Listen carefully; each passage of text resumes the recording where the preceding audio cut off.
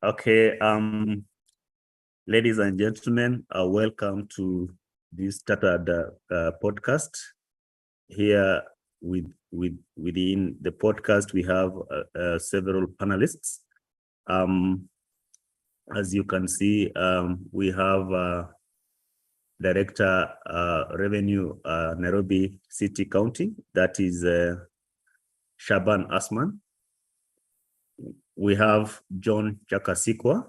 John Chakasikwa is the Executive Director, Commissioner General's Office, Zimbabwe Revenue Authority. We have Folaset Koka from Lagos State Revenue Service. Then we have David Osiani. Honorable David Osiani is the Cabinet Administrative Secretary, Ministry of Trade and Industry, Kenya. We have Tracy Ann from Ministry of Finance, Jamaica. We have Dr. Dimitri. Dr. Dimitri is the head of the UNCDF, United Nations Capital Fund. We have Julius Yeager, who is Chief Manager, Taxpayer Services, KRA. We have Stephen Masha, who is Deputy Controller of Budget, Kenya. I think I've mentioned all of you. I've not. Oh, I'm sorry. We have Patience. Patience. She's the Commissioner Legal, Ugandan Revenue Authority. Then with me, I'm a co-moderator. My name is Des Shilabucha. I'm a TADAT assessor. With me, I have, to assist me is Laban. Laban is from the Standard Media Group, Kenya. So welcome, Dimitri. Welcome, Dimitri, Dr. Dimitri. We shall kick off. The first, just to keep us on, I'll want to just Dr. Dimitri. Dr. Dimitri, in very few words, kindly give us a brief overview of the initiative to enhance OSR in counties in Kenya that the UNCDF Control of Budget, the TADAT Secretariat have been undertaking. Kindly just give us an overview. Thank you so much, Des. Good afternoon, dear colleagues, representatives of the Ministry of Trade and Industry, representative of the Office of Controller of Budget, our colleagues from Kenya and other countries, all protocol observed. My name is Dmitry Kuzhudayev. I'm a global advisor at UNCDF. I'm also head of UNCDF in Kenya.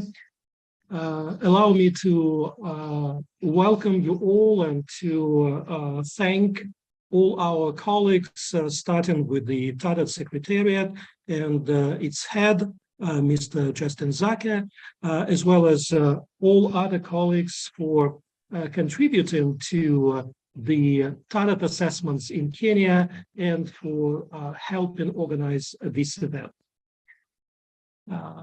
Today's meeting is part of our ongoing exercise in Kenya on conducting a series of TADAT assessments in a number of counties.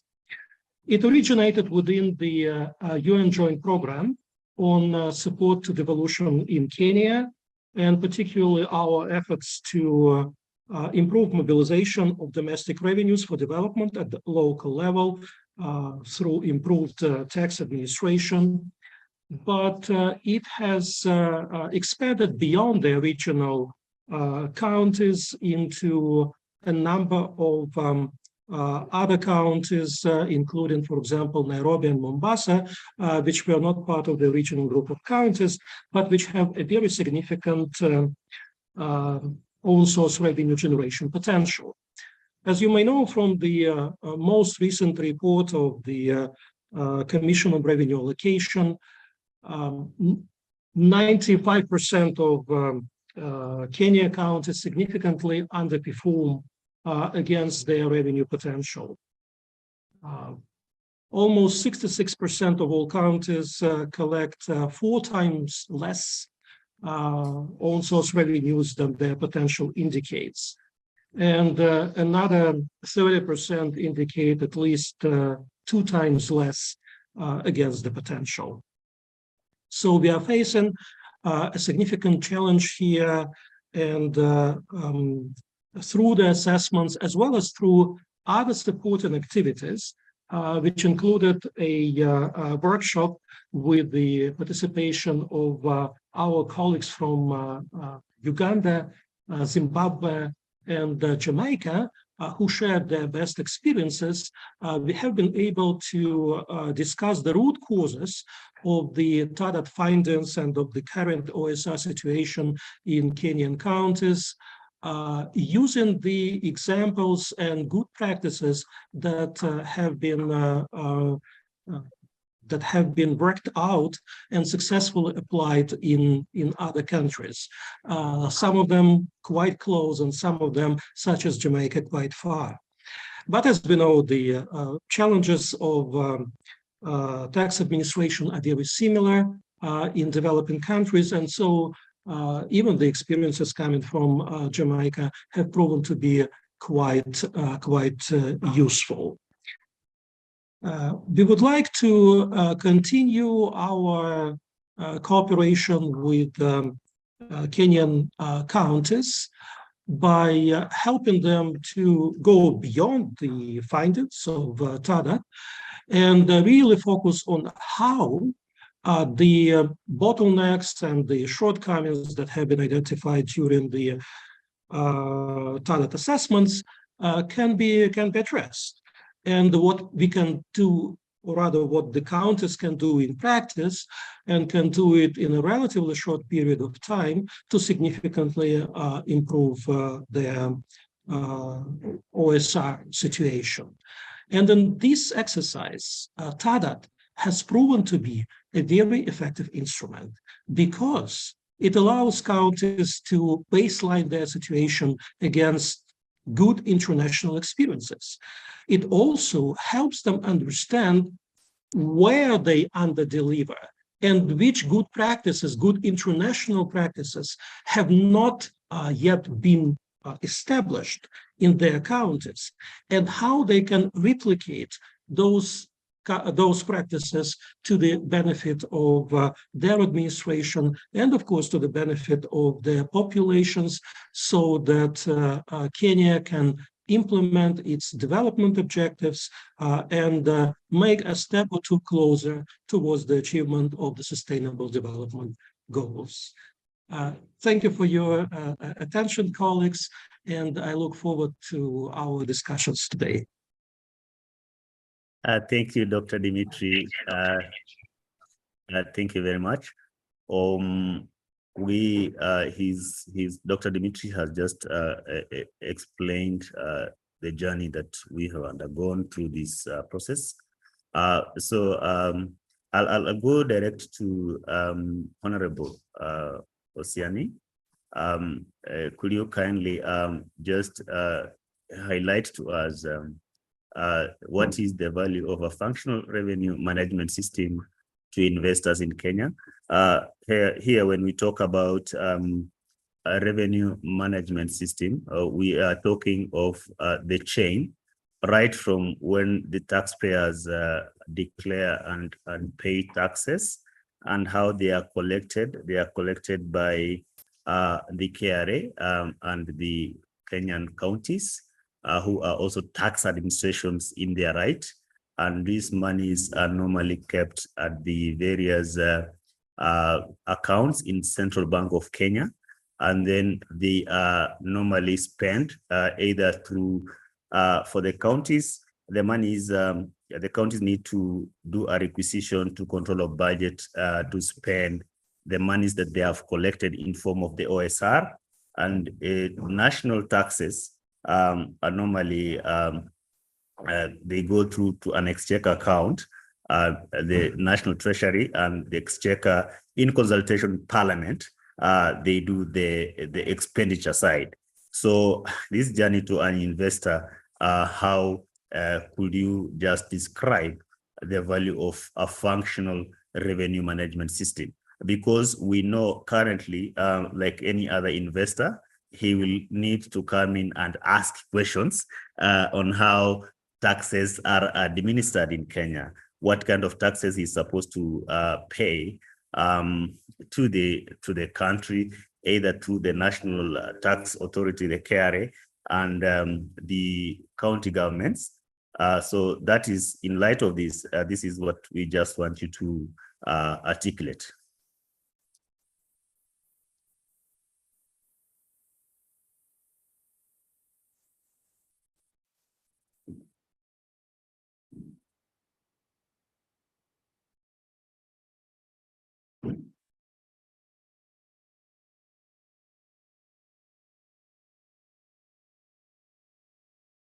Honorable Osiani, is he?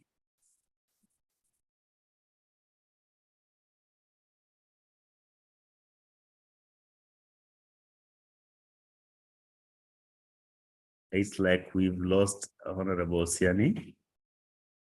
We've lost him. I'm sorry for that. I think when he rejoin, and then we will just go to the next question. So I'll hand over to Laban to handle the next question.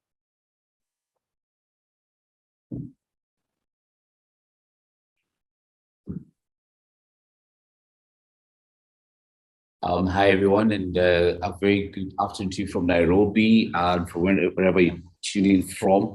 The next question I'll take us through, I will throw this to Marsha. Looking at the efficient revenue management through collaboration, what does this mean in regarding to enhancing OSR?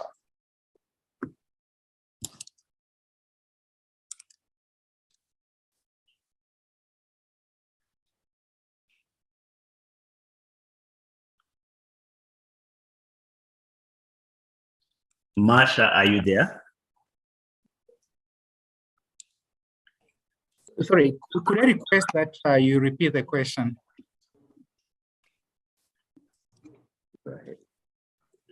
Okay, Marsha, as guided. The question is, looking at the efficient revenue management through collaborations, what does that mean in regards to enhancing OSR?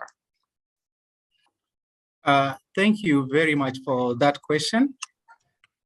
In the endeavor to enhance sustainability, particularly on the front of ensuring that counties can sustainably raise revenue, there's needs for us to bring various players into the fore. Because as an office, our mandate is to oversee the implementation of budgets at both levels of government, that's both the national government and the county government. And budgets cannot be effectively implemented if the revenue sides, because budget have two sides, there's the revenue side and the expenditure side. So looking at the revenue side, there has to be effective management of that revenue in order to ensure that your expenditure objectives and whatever plans that have been outlined for the benefit of the populace are achieved. And now, when we come back to specifically look at the revenue side, you realize that there are a couple of players. The players involve both the taxpayers themselves. They must play a very significant role in ensuring that taxes can be mobilized. There are various service providers, even within that aspect, the framework of revenue generation. Of course, there are development partners that also play a key role in ensuring that as well, we are able to mobilize resources with ease. So it calls upon a couple of players. And in our framework in Kenya, if I may look at, I may focus more closely home and look at the county specifically, that framework and the collaboration involves both not only the key players, that is the counties themselves that are involved in mobilizing the revenue, but we are looking at us as an office also going in to help in ensuring that the forecasting of those revenues is done in a manner and in a way to ensure that we are able to have realistic revenue targets. There's no hidden deficit within the budget framework whereby you have overestimated the amount of revenue to be collected by the end of the financial year. Similarly, there are a couple of service providers also that must be brought into the fore. Those service providers help in ensuring that the systems that are existing also are functional and that they are able to work to the best benefit. And above all now is the taxpayer himself or herself. That is the ultimate person who we must ensure at all times there is adequate level of tax morale. That willingness and ability to pay, the tax morale levels have to be managed through collaborative efforts, through education to the taxpayers, through a demonstration that indeed the taxpayer benefits as a result of the taxes that they do pay.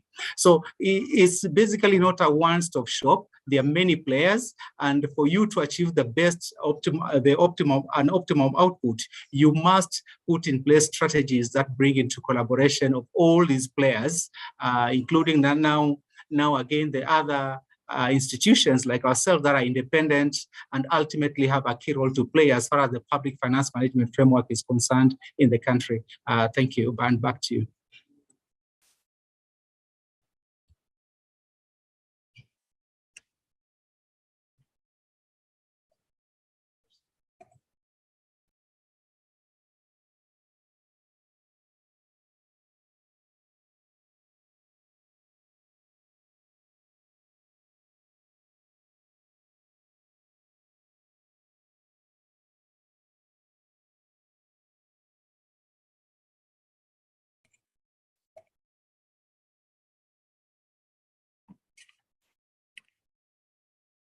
Des, you're muted.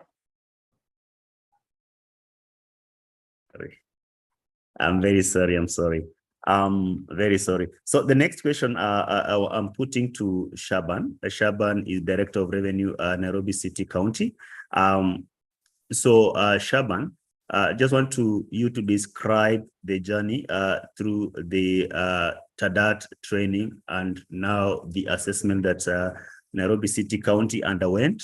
And then ultimately we are having a strategy development workshop that has been addressing the gaps that were identified during the assessment. How could you describe that journey? What benefit does it do to Nairobi? Has it enlightened you guys? Is it doing the best? Is it answering your questions? Is it going to improve your processes? So just kindly highlight. Thank you. Thank you very much, Des, for the question and the opportunity to be here. First and foremost, I must appreciate the TADAT process which came to do the assessment on the suitability or otherwise, or how appropriate the mechanism used by the county if they are up to the best practice in the world. And during the assessment, there were so many things which were learned. And I'm happy to say that all through the 9 POAs which were assessed, we learned a lot. And the most important thing is that we identify the gaps, which mainly were based on lack of proper procedures, and most of our work used to be on ad hoc basis, as opposed to a well-planned operational processes. And our main gap which was identified is a lack of a unified one single system for revenue collection, because currently we are having multiple collection systems which are not integrated, which has made it even very difficult to update the records of our payers, whereby when it comes to even evaluating the performance, it became so difficult. So one of the main take-homes has been having a proper revenue collection system, which is integrated, to get rid of the silos, because the assessment showed that most of our collections are done in silos, because in the county, before the takeover by our current agents, which is KRA, we used to collect these revenues through various sectors. Each sector used to collect revenues following under them, which made it very difficult for proper evaluation, as each and every sector worked in silos. We also learned that the integrity of our taxpayers' record was below par. So there is a need to have a proper, correct, accurate data, so that we are able to correctly project our revenues for the purposes of monitoring, following up, and encouraging voluntary payment, so that adequate funds are available to finance the service delivery to the benefit of the city dwellers. I think that was the main benefit of this TADAT process so far we have gone through. Thank you. Thank you, Shaban. Glad that Honorable David Osiani is back. We are very sorry, David, Honorable Osiani. Thank you, and apologies that I dropped off without intention to, but I'm glad to be back. Okay, so the question that I want to put to you is what is the value of a functional revenue management system to investors in the perspective of if you understand revenue management either on national level or the county government level, right from when taxpayers pay taxes either to the government or to the county governments, and then these monies are collected by these county governments and the government, and then they are kept by the CBK, and then this is transferred either from the accounting perspective. There is what we call there is a county accounts where these monies, if the counties have to spend the monies, they have to ask a requisition to the controller budget, and then the money is spent. And then to the national taxes, these monies will go up to the exchequer account, where it is now the prerogative of the Treasury in consultation with Parliament, who will now spend the money according to the government expenditure needs through the various votes. So just give us, because when investors come in here, they'll always ask us questions in terms of what are the taxes that they are supposed to pay, either to the national government or the county governments. Just give us highlights of this process on the basis of a functional revenue management system. Thank you very much, moderator.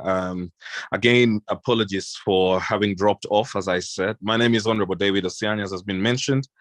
I'm the Chief Administrative Secretary, or if you like, the Deputy Minister for Trade and Industrialization for the Republic of Kenya.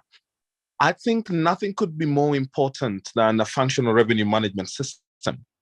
This is because I think every investor who comes into the country, and since my ministry is mandated to handle investment, courtesy of the Kenya Investment Authority or our Special Economic Zones Authority or the Export Processing Zones Authority and many others, but we are the touch point for investors, courtesy of our Investment Authority. It is important for them to understand that what is exactly required of them as investors. That sense of openness, accountability is a very important thing. When they are assured of what is really needed, it's all clear, it's all clean. They know what is their obligation as investors and what the demands are from government.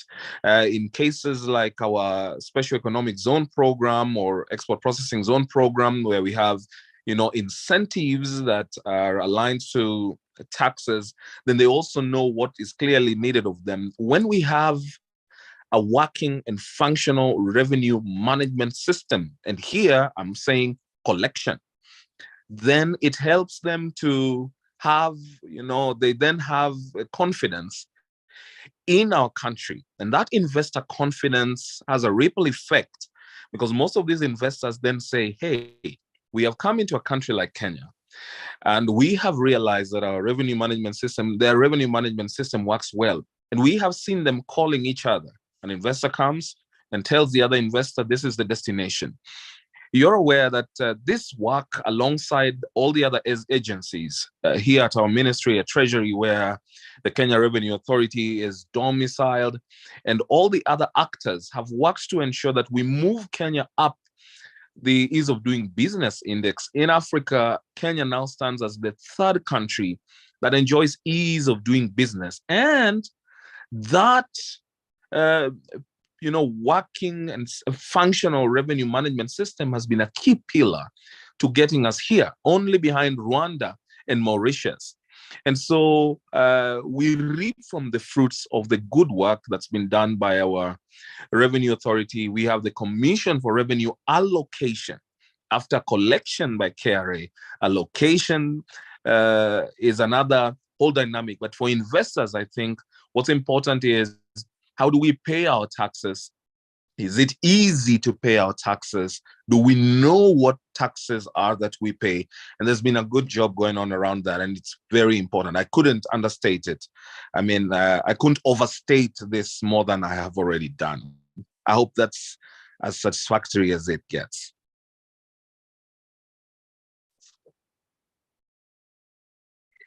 Thank you, Honorable Osiani, Yes. for that very articulate reaction to the question. Okay. Thank you, Fanny, and good to see you again as well. I think we'll take it forward as well, and of course, we'll have a session of further engagement as we go along. For now, I just want to tackle this question and maybe pass it over to Tracy Akbona and John Chakasikwa and Julius. So there's three of you. So I think yours, lady and gentlemen, is purely on how can TAs break silos using TADAT linkages. Please give examples of some business processes that have had an impact on each other. I'll repeat the question. How TAs break silos using TADAT linkages. Please give examples of some business processes that have had an impact on each other. So Tracy, John, Julius, I'll throw it over to you. Whoever is quick to unmute can take the floor. Okay, thank you so much. So I'm Tracy Bono. I'm a TADAT assessor. I was previously in tax administration, Jamaica, but now I'm with the Ministry of Finance and Enterprise Risk Management. There are two processes. I'm just going to do two of the processes that I think are linked and they impact each other very strongly. It is the registered taxpayer database and risk management.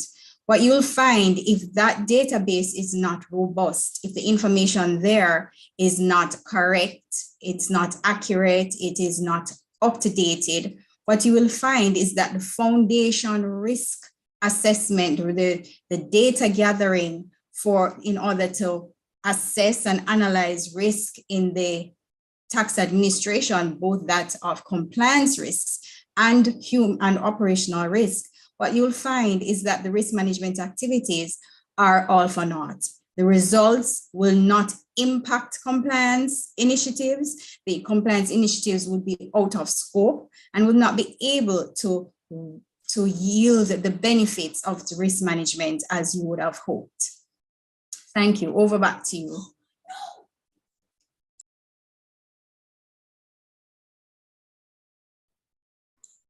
Thank you, Tracy. Julius? So did you say I comment on that? This is Julius Yeager.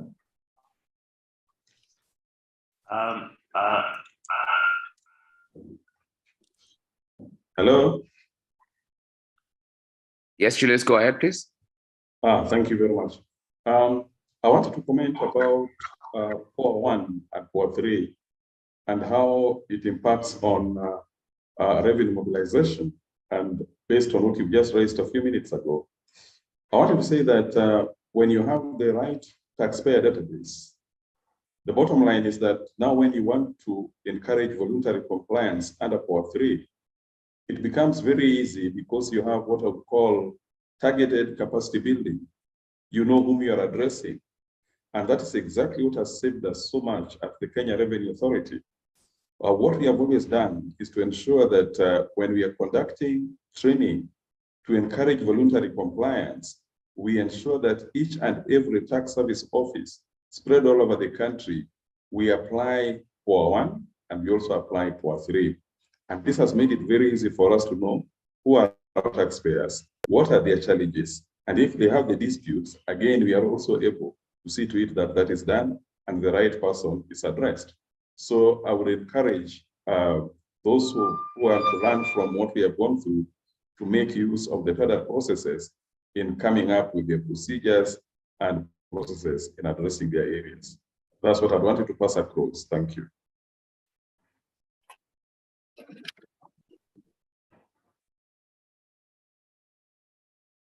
Thank you. Thank you, Julius. Appreciate it. I think last but not least is Sikwa. Thanks, Laban. Perhaps let me just give an overall picture of what we are going through in terms of this workshop with NCC and the rest of the participants. I think domestic resource mobilization as a theme, when you look at it, it does not only resonate with the national revenue authorities. I think we all appreciate the focus on DRM being of national importance. We actually look at the two levels. So we have the national revenue authorities, or the TAs, that do raise taxes at that level. And then we have at the subnational level. Now the question is, we are looking at the same taxpayer. There's a taxpayer who pays local taxes at the local government level. The same are also paying taxes at a higher level, national level. Now, is it a matter of competition between the local governments and the revenue authorities? So the agenda in terms of DRM is not really for the local governments to fight with the revenue authorities. I think the lesson that is coming through from here is, with the national agenda of domestic revenue mobilization, is an opportunity to come together, it's an opportunity to integrate, it's an opportunity to share or leverage on each other's strength between the national revenue authorities and the local governments.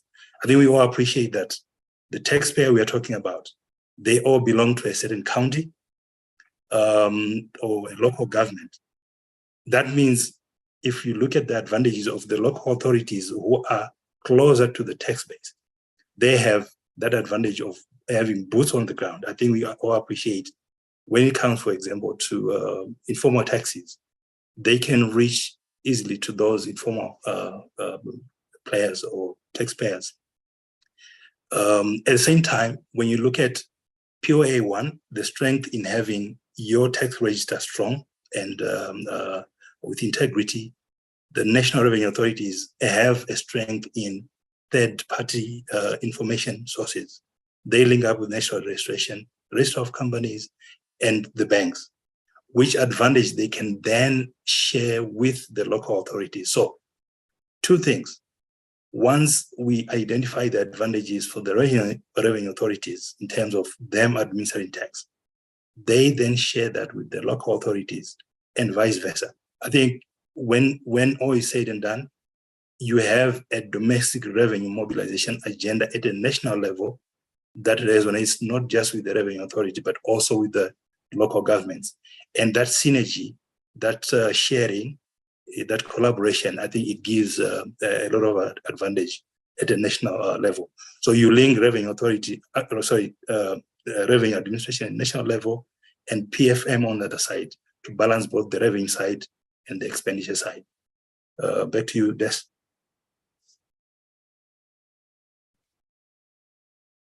Could you have maybe an input from Palase?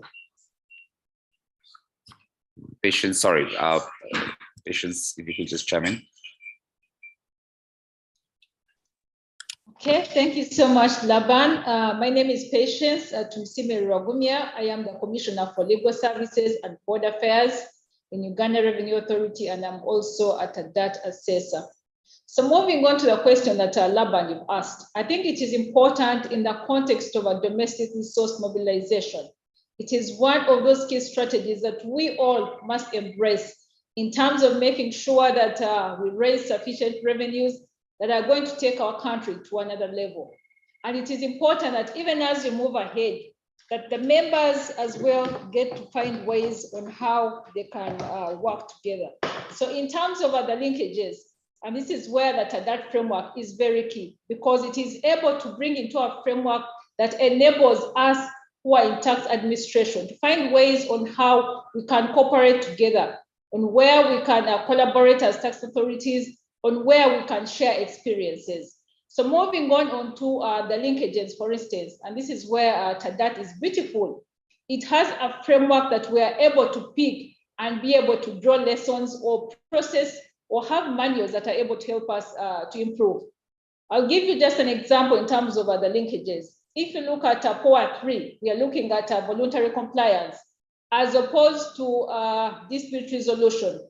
It is important that we give or we have a framework that is able to explain to the taxpayers what are their rights, what are their obligations. So in having that framework, when it is well done, then you have a framework where the taxpayer will know that for me to object, this is a process that I must take. So to be able to, once you've had your POA 3 worked on, you've given out all the information, the taxpayers really know what it is they are supposed to do. Then it gives you that ambit that even when they come to dispute resolution, more or less the issues have been identified. All they are looking at is possibly how can an issue be resolved.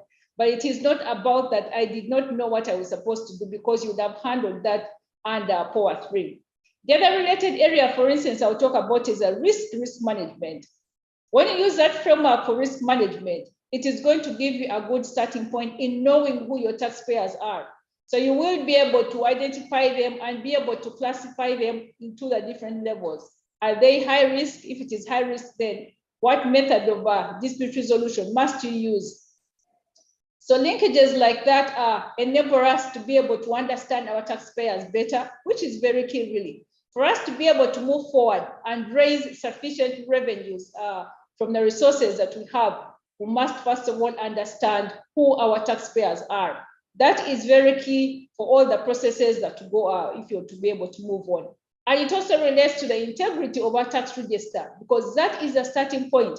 Once that is done very well, and you have all the information within that database, not just the information, but is the information accurate, then I believe that that also gives you a springboard to be able to move. So you find that that gives you that whole framework where once everything is done very well, then you're able to get a springboard where you're not simply getting revenues by force, you're simply making sure that taxpayers comply voluntarily.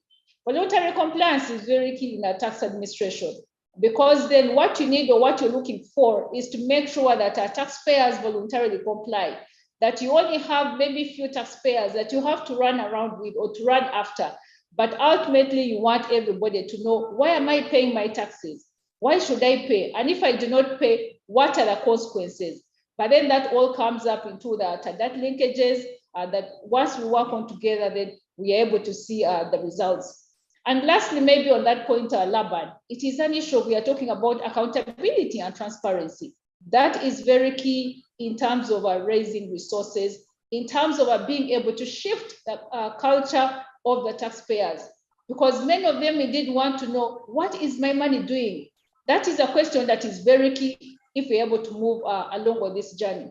So once all these areas, the procedures and the transparency and the POA 9 are also considered, then it also gives you that framework. It gives you a springboard to be able to move together with the taxpayers, but also to explain if money has been collected, what is it that the government has done with the resources that we've been able to collect? So these are some of the areas really that I believe that once we work on, ultimately we should be able to attain the vision for our countries that we must fight for economic independence.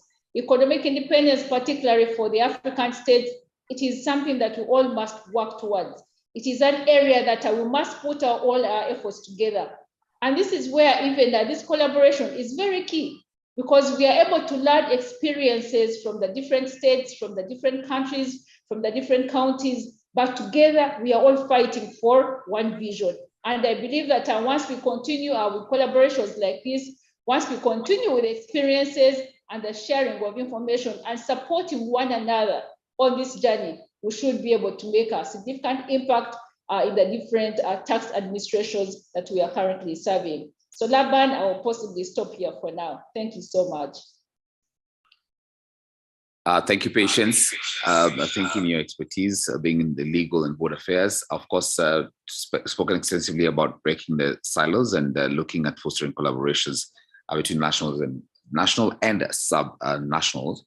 We'll still want to continue that same breadth and have Dr. Folosade just chime in as well onto the same bit.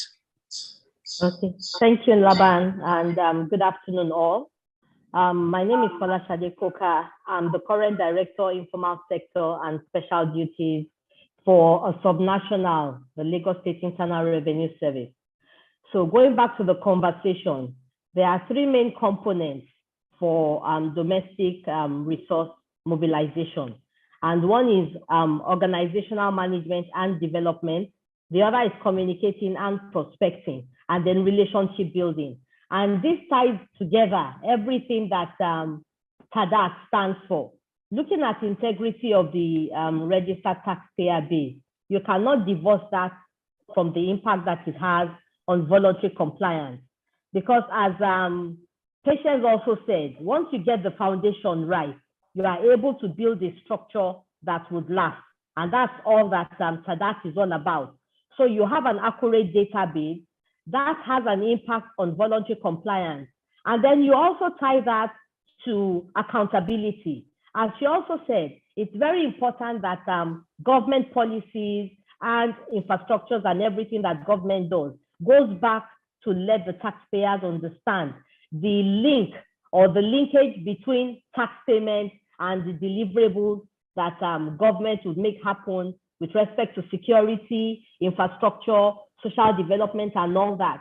So you have to keep putting it in their faces as to your accountability and your duties, that taxpayers' money has made this happen. I'll take for an example, when I look at Lagos. Lagos, you have free education. All the children from primary school up to secondary school go to school free. So in the informal sector where I work, I try to bring that linkage to be that it's your taxpayers' money that is making the government to be able to deliver on free education to all the children in Lagos. So that accountability would drive and motivate taxpayers to willingly and voluntarily comply with tax payments, as against you're having to go into enforcement to get them to pay same. So those linkages are very key, and one simply goes on the other. And then when I look at the TADAT wheel, I remember this riddle, or is it a quote that says, the rolling stone gathers no moss. So when you look at the TADAT wheel, you realize that if everything is working hand in glove, and there is a sync and a seamless integration of all the systems, and everyone is feeding the other, then you have a wheel that is functional and is creak-free because it's well greased and the hinges are well oiled, and everything works together to ensure that revenue is generated, and not only generated, but at the time as when due. So it's important to look at the linkages to ensure that there are no silos and continuously nil out the silos, so that that mobilization of resource can come together. And then also it enables a robust tax system, and then it also must be complemented by sound budget policies, because it's one thing for you to generate the revenue and they're not having sound budget policies to utilize it. So the TADAT system and those linkages enable and enhance that to come into play. Thank you very much. Thank you. Back to you, Des. Thank you. I'll now hand it over to Des as well to take us through the next two questions after each other. Come back again. My first question will go to Honorable David Osiani. Then I'll have another question for Dr. Dimitri. Honorable David Osiani, you talked of a centralized government approach when it comes to investors. Now we have these several players that affect investors when they come in. So an investor has to come in to get a PIN. Then they have to get some approvals at Kenya Invest. KRA has also a liaison office at the Kenya Invest offices. And then of course, we have now the county governments. So investors who are doing business, for example, will have to get a single business permit if they are operating in Nairobi. So I just wanted us to just confirm if these processes align themselves to the collaboration processes that we are talking about, the Vision 2030. And also the theme of this podcast, breaking barriers. So is it working from your perspective?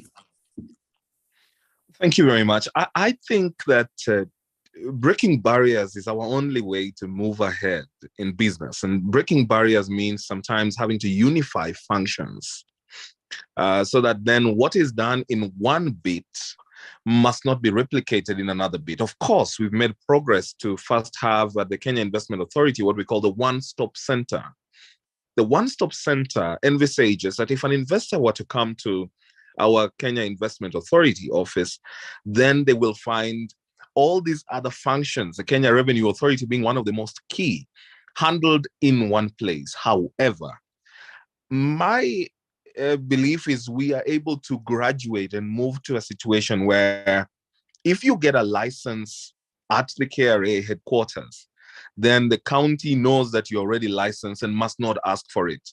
So that even if it's being charged, it's charged in one place. That will really move us far. Definitely, we are forging towards the right direction, towards a unified approach of management.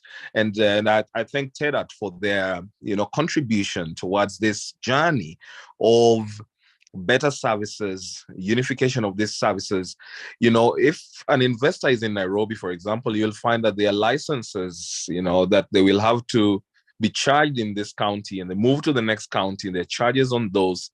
We hope to break barriers first, literally, physically, cross-county, but beyond that, also to just ensure that it's much easier so that if an office, if KRA or if the county is given the functions to be able to handle the licensing at that bit, they do it tremendously. However, as I've stated before, our greatest investments towards the unification and proper functionality of these processes must be an investment in two major currencies, the currencies of trust and the currency of integrity. We must be able to know that what is done at this level means something. The systems have proper integrity, and therefore there's no need to even counter-verify. Until and unless we achieve that, we will have a challenge. And I must admit that the Kenya Revenue Authority here in country has done an excellent job to ensure that their systems have proper integrity. So we look forward to forging towards a single business permit in the sense that it covers all the functions needed for a business to operate. Then it really will be a single business permit.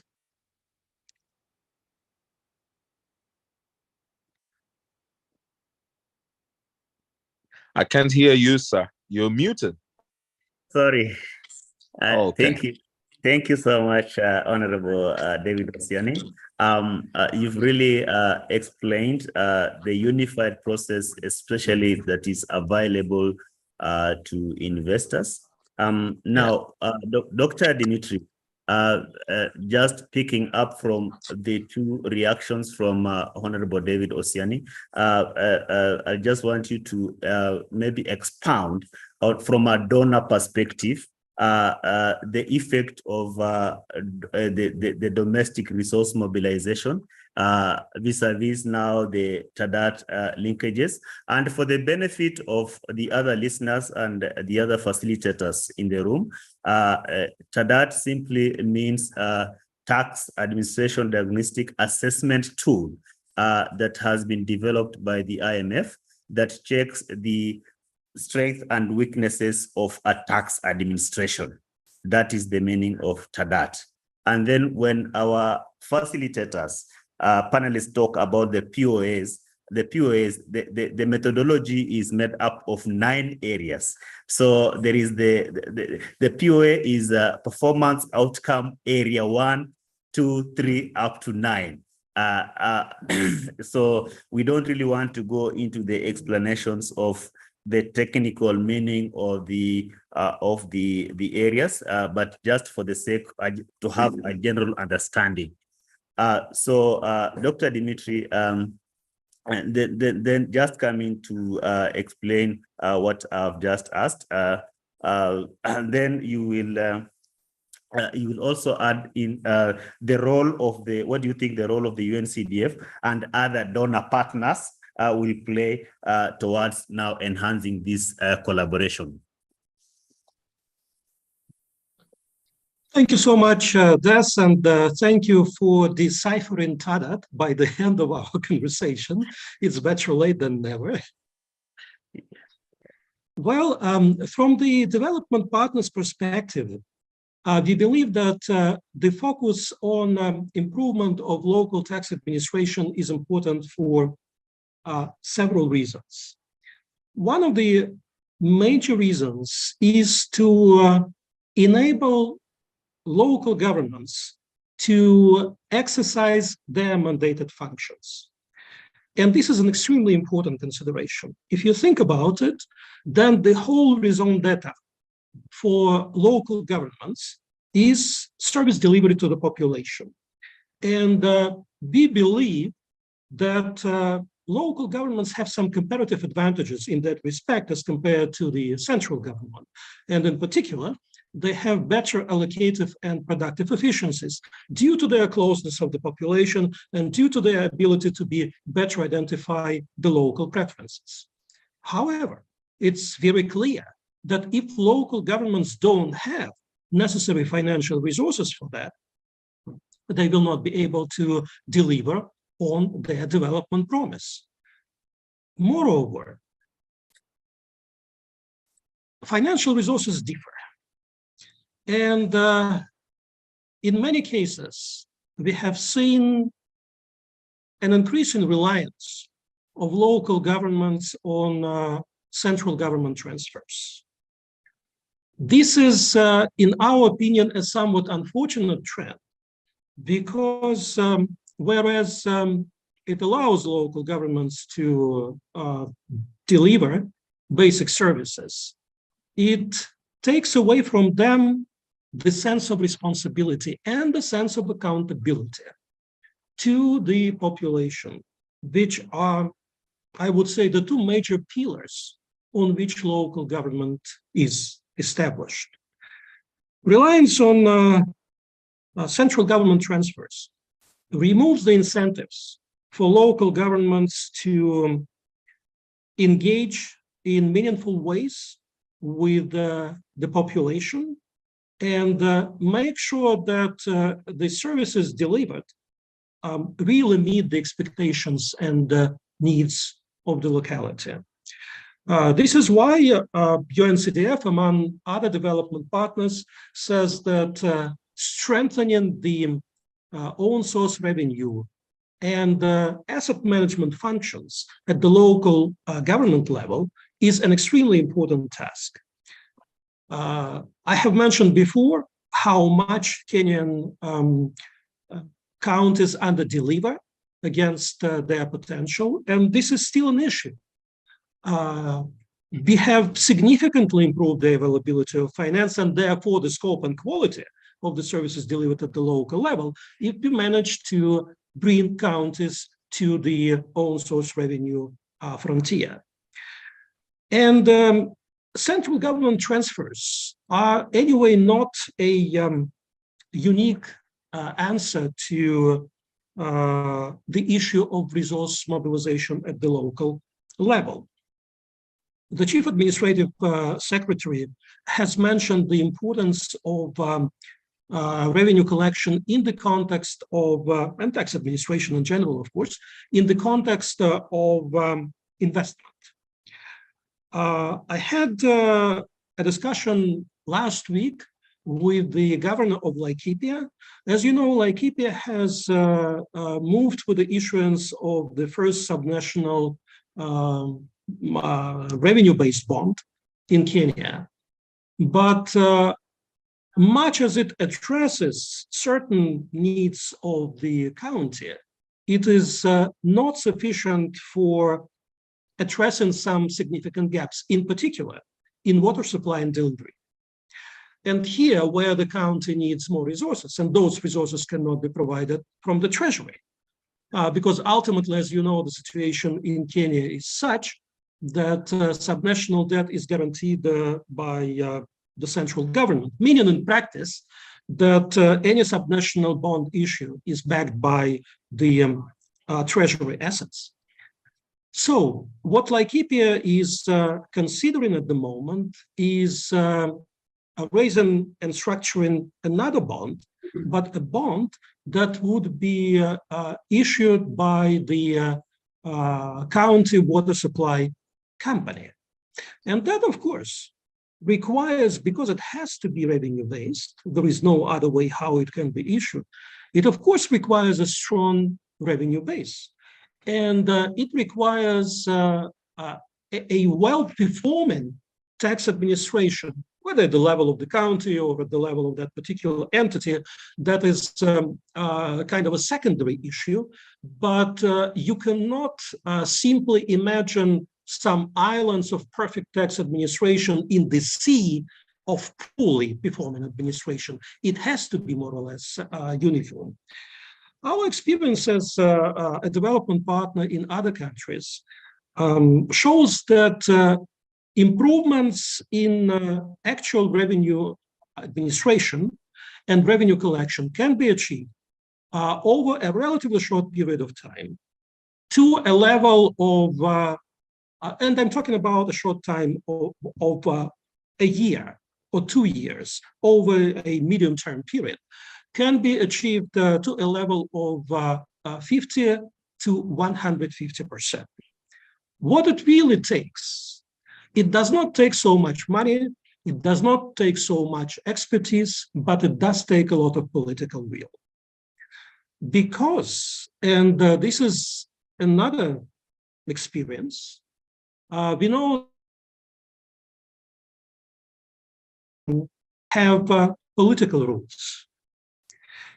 Addressing those political roots and dealing with them requires, I would say, not only political will, but also political courage at the local level.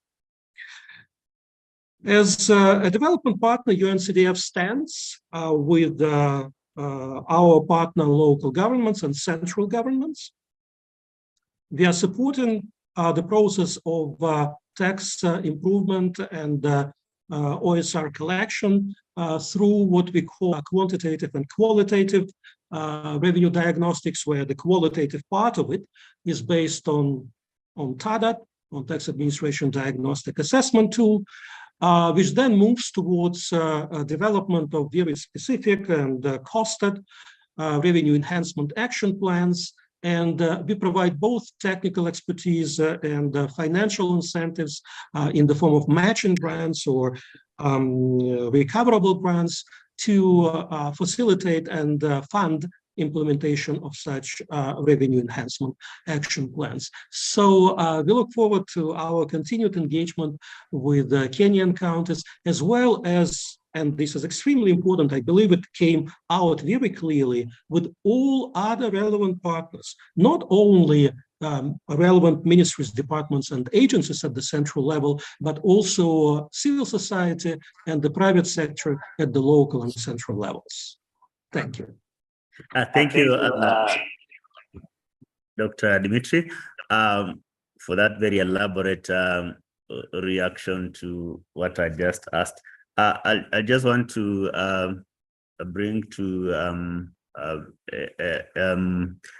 Honorable David Osiani. I'm just reacting. I just want to hear your comments on what Dr. Dimitri has talked about. If you look in the financing of the budget of the county government, it's majorly made up of the equitable share on an average, which is over 70% for the Kenyan counties. And then we have the OSR. Some counties in 3%, others will go up to 10%. And then we have the grants, maybe from the donors. And then now Laikipia has come in with actually another source of revenue raising through now issuance of a bond. So in your own space, do you think this is a good thing for the investment climate, given the constrained issues to do with funding from the national government? Honorable David Osiani.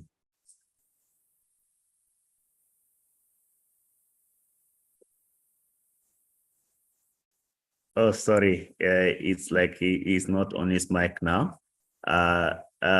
Maybe Stephen Masha. Stephen Masha, are you there?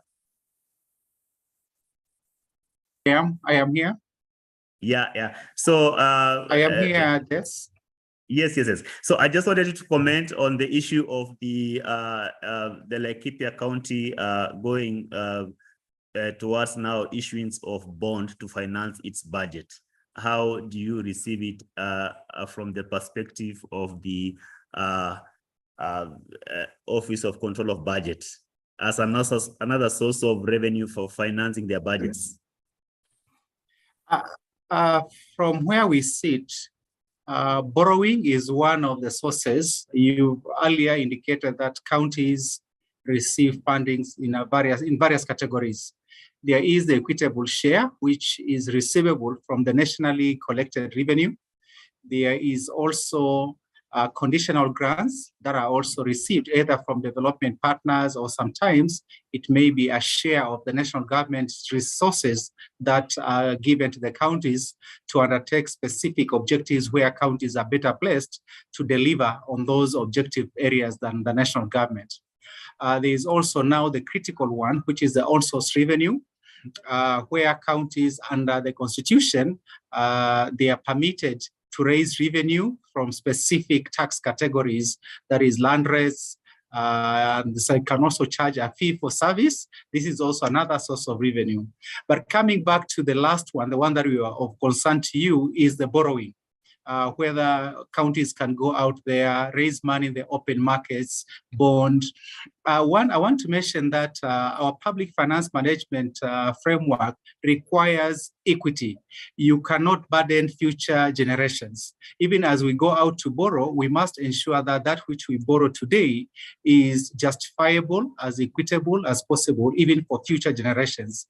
And therefore, in the first few years of devolution, there was a moratorium to say the counties cannot borrow until certain thresholds are met, certain provisions of the law are in place, so that we do not rush into borrowing at the expense of future generations. I think that is a safeguard that we put in the Constitution to ensure that as we borrow, we do not commit the flow of resources and also disadvantage future generations. But where borrowing is good, where funds are put into a very, very good use that will be able to multiply.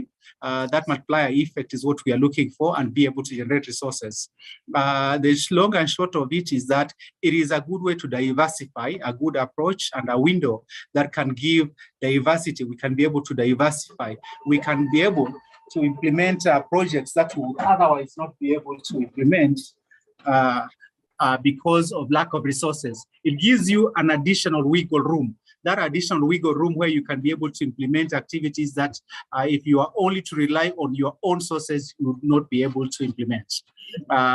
Overall, the framework permits borrowing as we speak in Kenya, where counties are allowed, they can go out and borrow.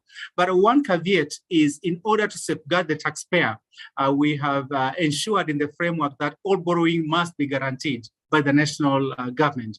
There must be that guarantee by the national government so that even in the eyes of the lenders, then they are guaranteed, they have an assurance that indeed that which they lend to counties will ultimately go back to them. I think that's the overall framework that I could add on the comments that you would earlier have expected from Honorable Osiani. Thank you. Thank you. Stephen Masha. I think I'll go to the next Laban. Laban, go to the next. Dr. Folson, the question to you is, how can county governments, local governments that is, enhance your revenue management using the international good practices? I know you alluded to some of these pointers earlier when you're speaking, but it would just be nice to kind of enunciate them now. Dr. Folson, you can take the floor.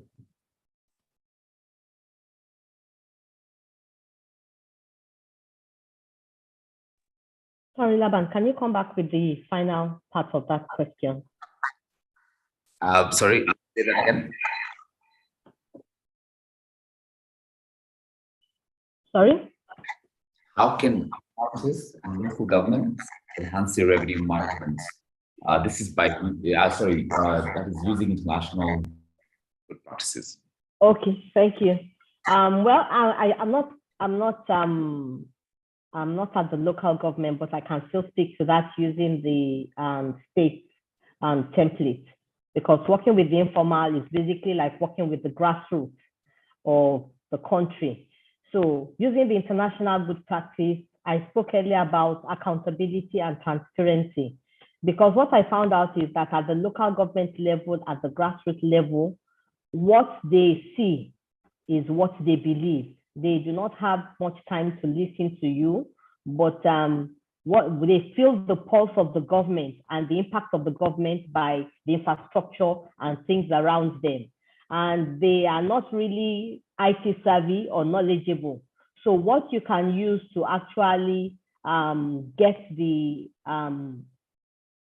local government or the informal sector people to come on board and be tax compliant is basically you have to do a lot of enumeration, enlightenment, and engagement.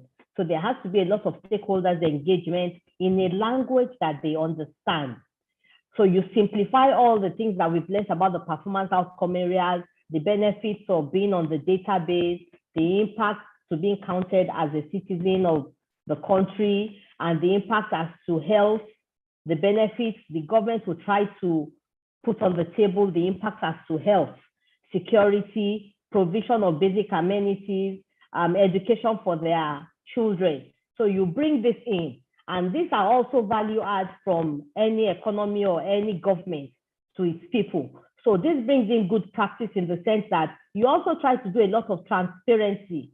These people are not that learned and they are not IT savvy. So you should ensure that you put in place a structure where their payments would count and where they'll get acknowledgement and value for the money that they pay. Then you should also bring ease of doing business in the sense that most of them might not have that quantum, or they might not have the money to take on auditors or consultants to actually look into their books.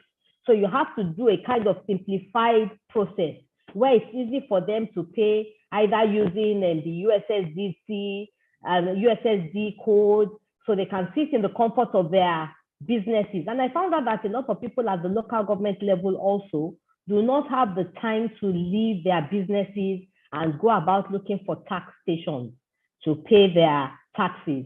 So you have to bring the tax payment structure into their space and make it easy for them to pay in an easy way and in an understandable way. Then it goes back to the frequently asked questions. You have to simplify the frequently asked questions into languages that they understand. Then you have to do a lot of jingles in a way that they will be able to explain to them. Also, stakeholders engagement in languages or using structures that are common or usual to them. Like in the market space, you have the market leaders, you have the market heads, you have the various languages having a kind of head in the market. So you communicate and converse with them in a language and in a way that they understand. This brings ease of doing business, and this would also be commensurate or in line with ease of doing business. So you have to tie their tax payment to values from government. I spoke earlier about schools and children going to free education from primary to secondary in Lagos State. So we try to tie that and to let them know that it is taxpayers' money that has made it happen. And that once you have a bucket or a bowl and people keep taking water out of it and nothing is going back into it, then it's going to have a rippling effect or an impact on the people. That so you are benefiting at the grassroots or local government level by having your children go to free schools provided by taxpayers' money. So it's also important for you that you also contribute your little token into the sport so that this free education can go a long way and other children can continue to benefit. So you have to tie that accountability and integrity of the system, of the structure, and of the government is key to ensuring that people at the local government pay their taxes. Thank you very much. Thank you, Dr. Fola, for that very elaborate answer to the question. The next question is going to Shaban and NCC. So I just want to know what has Nairobi County seen through this strategy development workshop. What has Nairobi County seen in an attempt to map the various TADAT linkages to persons who are responsible for those areas, and what are the anticipated next steps? Shaban, over to you. Thank you.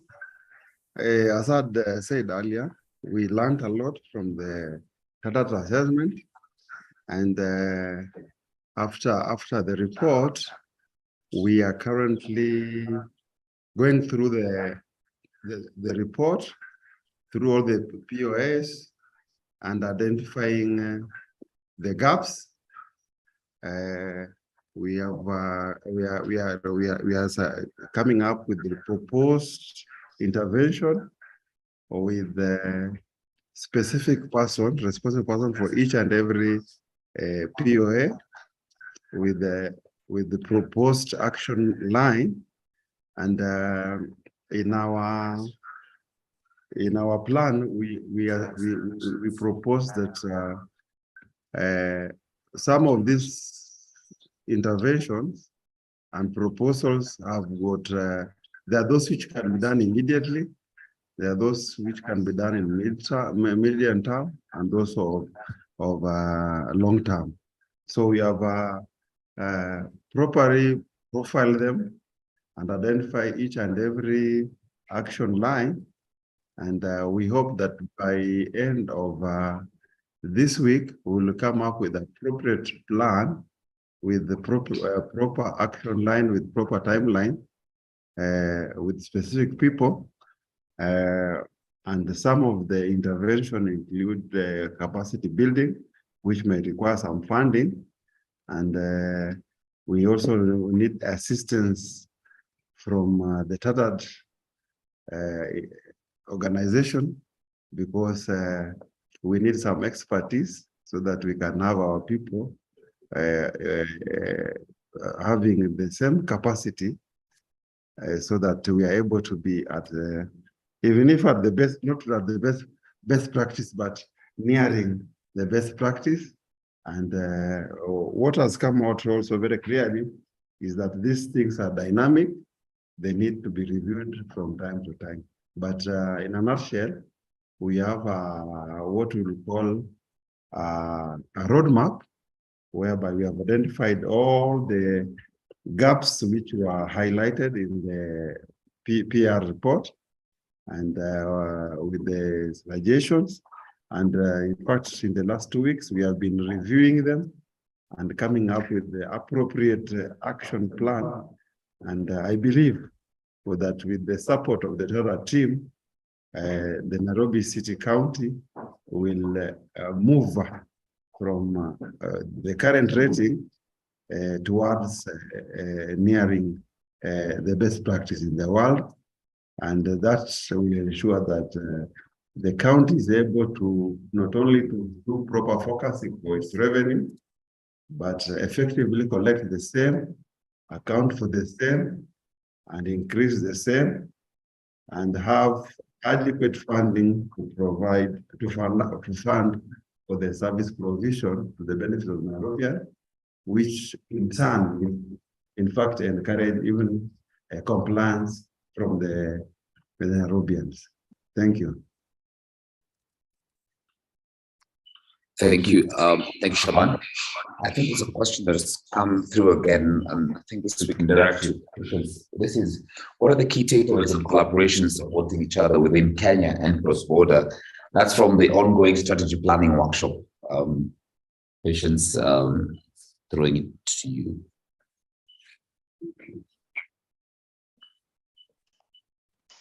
Thank you so much, Laban and Des. So really, what are the key takeaways? That is the question from this wonderful collaboration that we've been having. One, I think it is the fact that we all face the same challenges. It is very interesting when you hear from the different facilitators, and even arising from the NCC assessment that was done, that the challenges which they are facing really have been faced by all of us at one stage or another.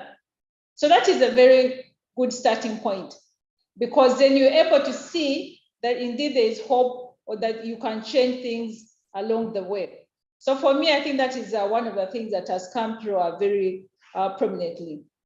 The next area is the fact that we need to use or introduce IT in our different processes.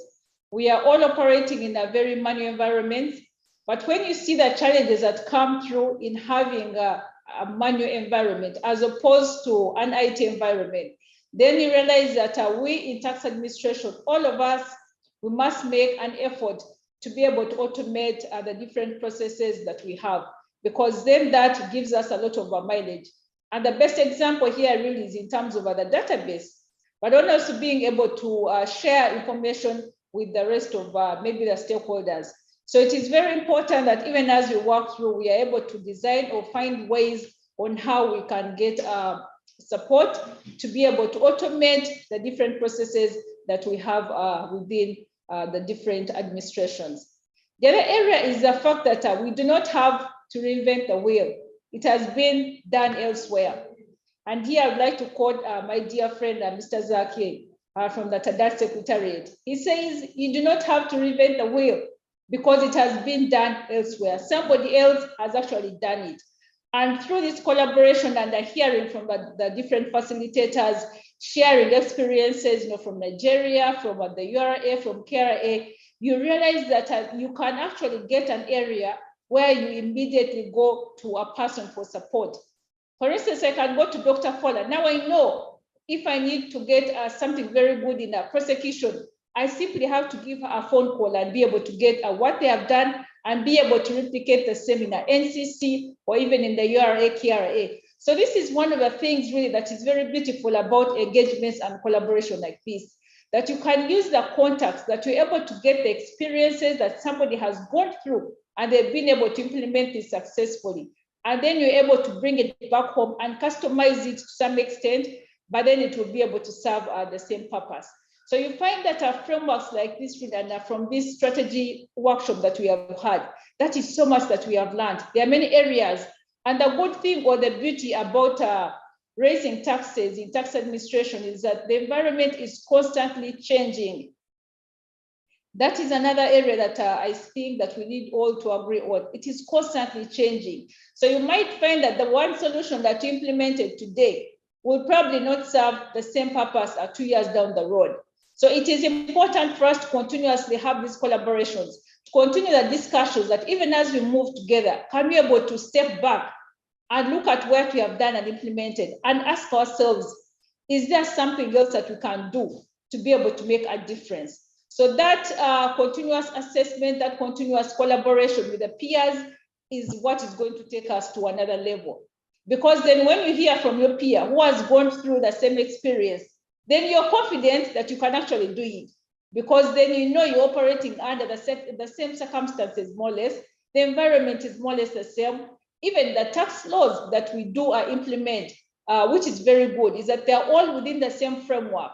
So then you're able to draw upon that experience and then be able to build your own systems and be able to move forward. The other area that I've seen that a big takeaway is in terms of tax policy. Tax policy as well is ever evolving. So this framework has also given us an opportunity to see which areas in our different laws do we have to amend, or what kind of areas do we have to consider going forward to be able to build onto what we have, to be able to make suggestions and have these engagements with our policymakers at the respective ministries of finance. Because it is through listening to different experiences, listening to different facilitators, that you're able to pick one thing or two that you can then write on and then be able to make proposals, to be able to make or suggest amendments that will help us to move forward. But this collaboration, I think for me, Laban and Des, it is excellent. And it is one of the things that we need to continuously do across the continent, be able to keep in touch and work together to be able to come up and be the best that you can in terms of making a difference for our respective countries. I think I will stop there for now. Thank you, Laban and Des. Thank you very much. Yes. Okay, thank you, Patience. My next two questions, the one is going to Julius Yeager. They are closely related. Another one is going to Dr. Dimitri. So the first one is to Julius. Julius Yeager, are you there? Julius? I'm here, Dish.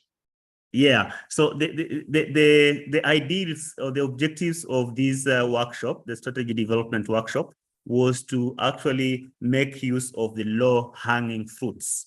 The low-hanging fruits in terms of the county governments are supposed to actually make use of what is readily available to address the issues that have been identified or the gaps in the assessment. So how do you think Kenya Revenue Authority will come in and assist counties in terms of the areas that they are lagging behind, so that they can move forward without necessarily committing so many resource persons, further technical assistance? So I just want you to just come in a very clear perspective, how KRA will come in to address issues to do with is it the register, is it supporting voluntary compliance, risk management, just in a nutshell, not really elaborate, but from what we are going through the development of the strategy, how does KRA come in? Thank you very much, Desh, and I hope I'm loud and clear from wherever I am. I wanted to first again say thank you to all the speakers who have spoken. I've learned a lot as well from them. And I would want to say the following. One, as Kenya Revenue Authority, given that our taxpayers are the same taxpayers that serve Nairobi County, we are really too willing to help Nairobi County improve on their taxpayer register. I'm saying this because we really tried to engage them when it came to the single business permit. We really want to help them in the sense that if somebody was to go to seek for single business permit at the at the county government of Nairobi, we should be able to assist them, even the details. And the details here mean if the county government would also be capturing the ID number of their taxpayers, if they were to share that ID number with Kenya Revenue Authority, we will be able to share with them the pain of those taxpayers. And for the direct revenue, this should really be impacting positively on your end. So feel free to engage us as Kenya Revenue Authority, because we are saying that, why do you want to reinvent the wheel when already we have this data? So when taxpayers come to your county government to ask for single business permit, and this is the approach we had started from the earlier on, and I'm saying that we are willing to help you on this. Something else, I would want to urge the county government of Nairobi to know that the kind of system, so the ICT development in Kenya Revenue Authority is so advanced, very advanced. Having been an ICT manager in KRA myself, we are willing to help you. Let's collaborate. Let's help you with your systems. This is something doable. You can still ride even on the iTax system. Yeah, we only need to create a tax head for various Nairobi County government tax obligations, and this will work out. Something else that we can help you on, Nairobi County, is that we are very advanced when it comes to taxpayer education, taxpayer capacity building. This is something that we have done elaborately, both physical and even virtual. We can help you on this one so that you can be having targeted taxpayers within your county brought on board. Finally, KRA is also very much advanced when it comes to risk management. They will be able to help you on this one. So there's, as Kenya Revenue Authority, we would be very glad really to help Nairobi County government adopt and improve on their processes and even their procedures. And given that we have a good training school, having myself being the former principal of the training school, both the e-campus and the physical campus, we can still help you in capacity building. So there's so much that KRA can share with the Nairobi County government. Kindly don't reinvent the wheel. We are here for you and we are willing to help you. As the head of taxpayer services, get in touch with me, I'll support you. And as I mentioned last time, this is free of charge. You don't have to pay us anything, because when we come to give capacity, the same taxpayers that will be giving capacity are the same ones with the Kenya Revenue Authority. I submit, ladies and gentlemen. Thank you. Thank you, Julius Yeager. Now to Dr. Dimitri. You know very well the TADAT assessment itself. It's a report, the performance assessment report. It doesn't give recommendations or solutions. So this workshop is coming up with a reform strategy.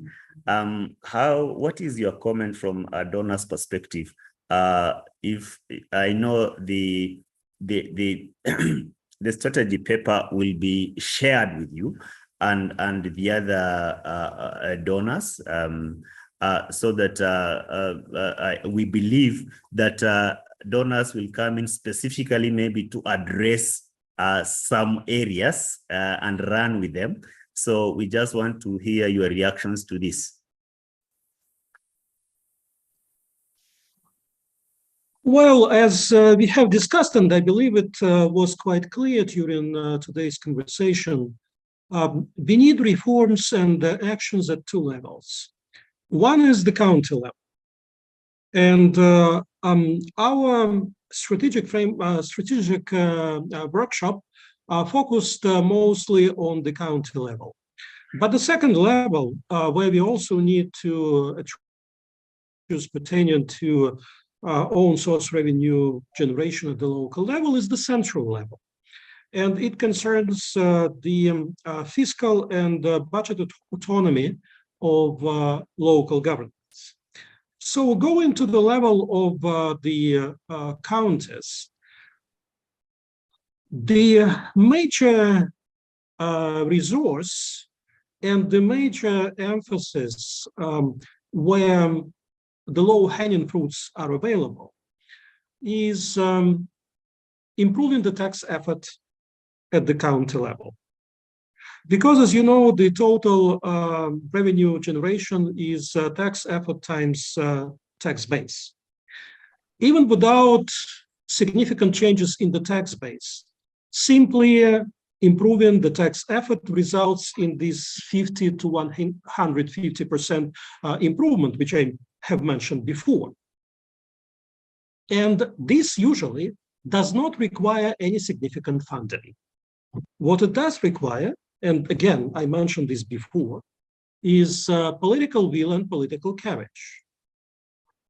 We are quite happy to engage with county governments to help them improve their accountability and transparency systems in general, and support the focus of the county councils on own source revenue generation. The issue of OSR generation is not a technical issue. It is not an issue of the county administration. It is a public matter. So it should be in the focus of attention of the council, and the council should regularly review the OSR targets and should regularly engage in discussions about the progress or lack of progress as it may happen. So this is why the focus, in my opinion, should not be so much on broad strategies at the county level as on specific revenue enhancement action plans that should really identify the targets as well as the means of achieving those targets.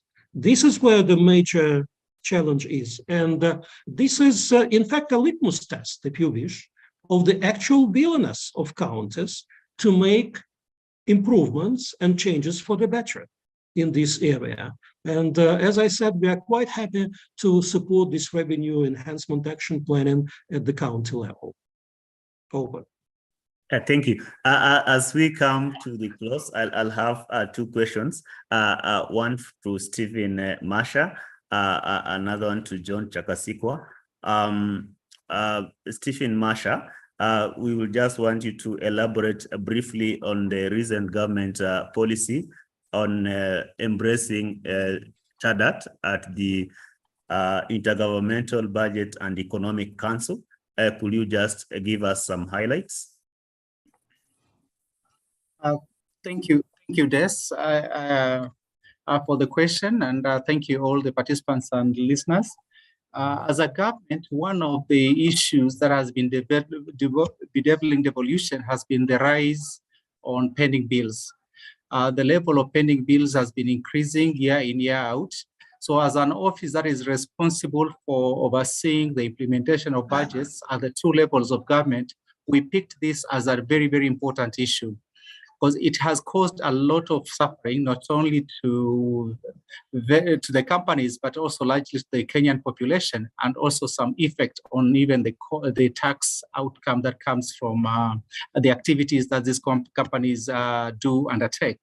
So it's a matter that we picked up at the IBEC level. IBEC is the Intergovernmental Budget and Economic Forum. This forum brings together all the CCs for finance across the 47 counties, and as well as important PFM players, and is chaired by the Deputy President. At the IBEC level, our request, after having the exposure to TADAT, we saw it as a tool that can make a huge contribution as far as filling in that gap and ensuring counties are able to mobilize enough adequate resources from their own local sources. So having seen that opportunity and having seen the value from the trainings that as an office we attended, a couple of us have attended from the office, we decided to pick it and seek the approval from the Intergovernmental Budget and Economic Council to be able to roll this out across the country so that each county government can be able to undertake an assessment and also establish where they are in as far as adopting international good practices concerned. So far, in the country, we've undertaken 11 TADAT assessments. Out of those 11, there are 3 assessments where the Office of the Controller of Budget has directly been involved. we've been given the responsibility from the IBEC level to monitor. And as such, beginning 2022-23, this financial year, all the counties, there's a circular that has now been generated going out to the counties to allow the counties to budget for a revenue enhancement program where they'll be able to budget costs to be incurred in undertaking the assessments. I can say without fear of contradiction that going by the plan that is at hand, we will want to ensure that by the close of this financial year, all the 47 counties, the 36 counties that are yet to undertake TADAT assessments will have undertaken those assessments, resources permitting, and will be able to move forward with a clear understanding of where they stand in the various areas as far as tax mobilization is concerned. So that's where we are as a country and the direction that we have chosen to embrace the TADAT framework, so that we are able to enhance our local resources as far as the county operations are concerned. Thank you for the opportunity to comment on that, Des. Thank you, Stephen Marsha, for that information. And now, just as the last speaker, that is John Chakasikwa, kindly bring in the aspect of the ATAF, African Tax Forum, in this collaboration that we are having in regard to the strategy development workshop and the other players involved. This being a first one of its own kind, are you what do you think ATAF can bring in the whole process to enrich it? Thank you, Des. Perhaps on account of the Executive Secretary not assuming that I have taken over his responsibility, perhaps instead of talking about ATAF as such, I think everyone understands the portfolio that ATAF has now, covering the whole of Africa in terms of tax administration. But perhaps without looking specifically on ATAF, but looking at the region, which is south of Africa, the Southern Africa in particular, I think there is scope out of this workshop. The lessons that are coming through, there is scope for the collaboration that we've been talking about. There is scope in terms of strengthening the local authorities through the collaboration with the national governments, the National Revenue Authority, national revenue authorities. And I think ATAF already, if I may indicate that, they have already embraced that, and the discussions are there in terms of having the capacity building in all the members of ATAF. And in terms of what we are focusing in terms of domestic revenue mobilization, I think I've made the point earlier to say, when we look at trying to strengthen the democracies, strengthen the capability of local government being able to provide services, that becomes key in terms of giving them the road to fish, as it were, where you have less and less central government support or allocations from central government, but they strengthen themselves in terms of revenue mobilization at the local level. And the idea being that that strength, that capacity, that capability, really they have to learn from the central government or revenue authority, because we have charted the ways before them, or revenue authorities have had more experience in tax administration. And TADAT coming through, I think, is the first step in terms of scoping where the gaps exist, and then having the support to come through to close those gaps. So without really talking on behalf of ATAF, but understanding that as ATAF, as member states, as the Secretariat, that effort is in place, that commitment is in place, and work is underway to strengthen domestic revenue mobilization, not perhaps just at the national level, but I think it goes to all the levels, even the sub-national levels. Thank you very much, Des. Thank you, John. that is our last speaker. Maybe you could just put your videos on before we just wrap it all. Just put on your videos. Okay. Thank you. Thank you, Stephen, Julius. I think this has been a very, very productive, very incisive in terms of the conversation. We could have talked even up to tomorrow, but time couldn't allow us. I just want to thank all of you for taking this sacrifice to come and speak your minds in terms of the ideals of the workshop that we are having for Nairobi City County. Thank you so much. See you next time. Thank you.